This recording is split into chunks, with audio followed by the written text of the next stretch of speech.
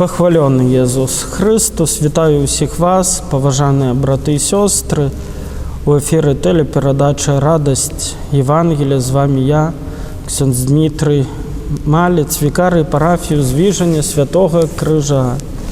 Сьогодні ми переживаємо урочистость Найсвятейшої Тройці і послухаємо Євангелія, призначене на цей день. З Євангелія паводле Яна.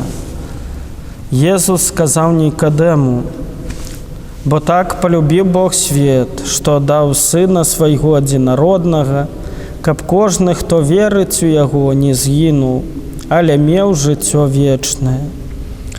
Бо не послав Бог Сина Свого у світ, каб судити світ, але каб світ був збавлений праз Його. Хто вірить у Його, не буде осуджений, а хто не вірить, той уже осуджений, тому що не повірив у ім'я Одинародного Сина Божого». Гэта слово Пана.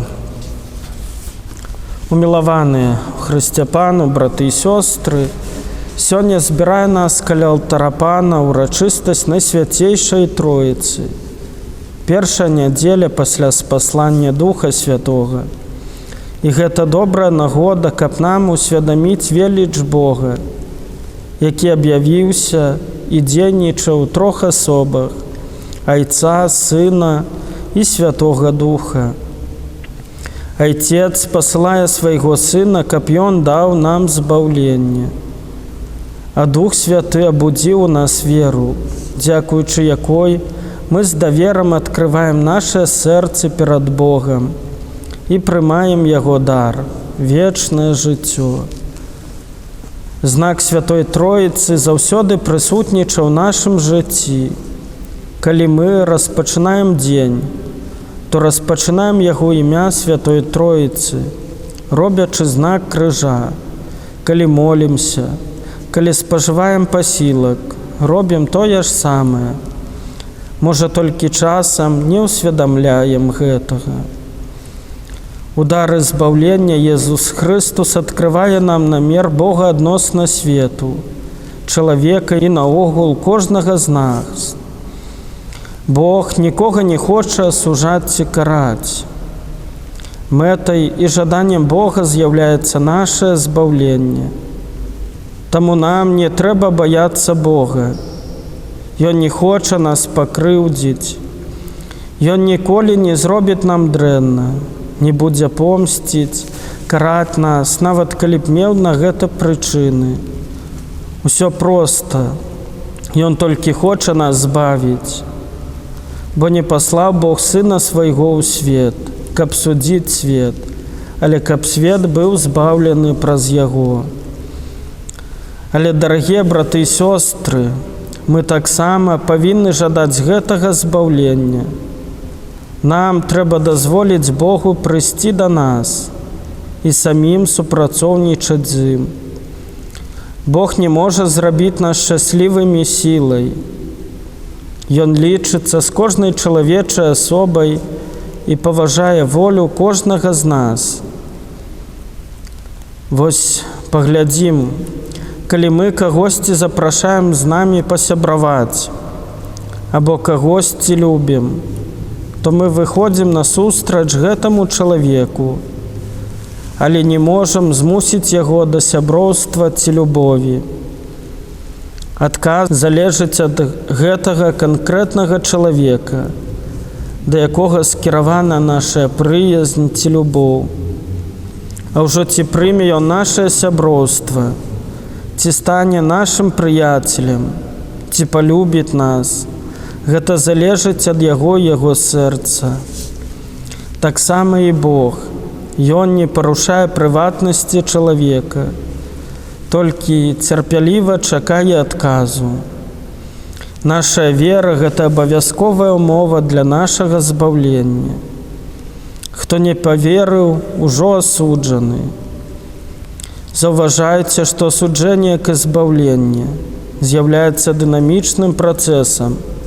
Гэта значыць, паступова развіваецца і распачынаецца ўжо тут, у зямным жыцці, калі чалавек робіць свядомы выбар Бога або супраць яго. Мэта нашай веры – гэта прыняцце збаўчай ласкі Хрыста. І калі мы выбіраем Хрыста, то разам з гэтым згаджаемся на яго кіраўніцтва, на тое, каб ён нас вёў праз усё наше жыццё, а мы былі паслухмяныя яго наказам. Па-іншаму, гэтае Божае кіраўніцтва можам назваць пакліканнем да збаўлення. Дзеля збаўлення прыйшоў Езус Хрыстус на зямлю.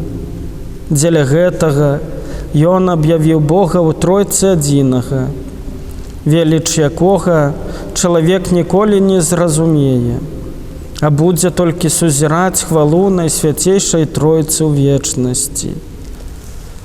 Дарагія браты і сёстры, Езус прыйшоў на зямлю, каб не судзіць свет, але каб гэты свет быў збаўлены.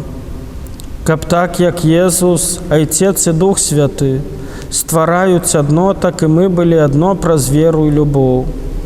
Бо прыйдзе час, калі вера скончыцца, надзея споўніцца, застанецца толькі любоў.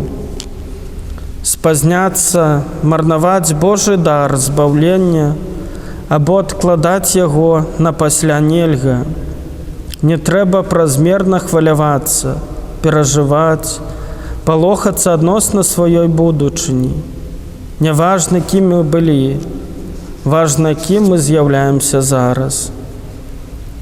Калі мы пачалі даглядаць глебу нашага сэрца, калі ў ім Бог засеяў слова, то, паважаныя браты і сёстры, клапаціцеся аб гэтым, каб зерня Божага Слова выдала плён у вашым сэрцы на жыццё вечнае. Гэта падобна, як з нашым гародчыкам. Калі пэўны час стаіць спёка, гарачае надвор'е, што мы робім, калі няма доўгачаканага дажджу? Ідзем і паліваем градкі, беручы ваду з калодзежа, затым праз нейкі час іх полем. Нам важна, каб тое, што мы пасадзілі, вырасла, а не змарнавалася. Так і ў нашым сэрцы трэба падобным чынам клапаціцца пра наш духоўны гародчык, каб тое, што засеяна Божай ласкай, выдала плён у 100 разоў большы. І ў гэтым нам вельмі дапамагае дзейнасць Святога Духа.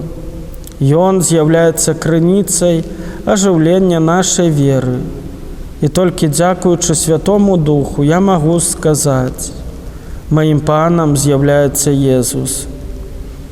Менавіта Дух Святы аб'яўляе мне Божую волю, пераконвае ў праўдзе Евангелія, дае мне патрэбныя сілы, каб жыць паводле Божага Слова. Вельмі часта не задумваемся, не ўсведамляем сабе тое, што здзяйсняе ў нашым сэрцы Святы Дух. Як жа часта мы бываем закрытыя на яго дзейнасць, несвядомыя ў яго натхненнях, а можа нават і не вельмі ведаем, што ён існуе.